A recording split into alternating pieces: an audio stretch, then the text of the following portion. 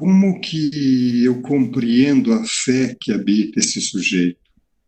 A base para todo o processo terapêutico que é desempenhado por um filósofo clínico, exceto em casos muito raros de inviabilidade clínica, ok? Mas normalmente é a historicidade da pessoa. É a história de vida contada e editada pela própria pessoa, interpretada pela própria pessoa. É o sujeito contando e narrando tudo o que ele se lembra desde que ele nasceu.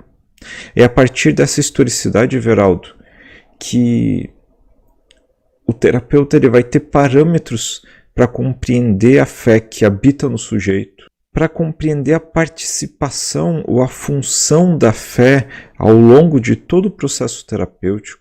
Quando a gente colhe a historicidade, é importante deixar claro que a gente não busca nenhum elemento em especial.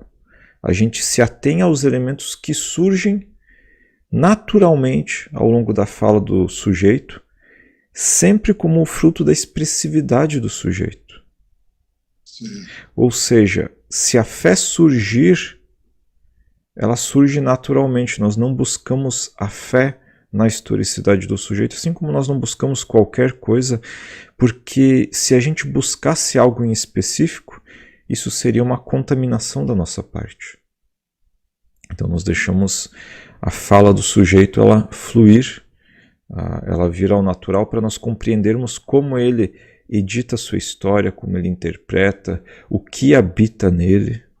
E ao longo desse colher da historicidade, o terapeuta ele pode constatar vários aspectos que vão servir de parâmetros para procedimentos clínicos, inclusive parâmetros relacionados à fé entre os procedimentos clínicos.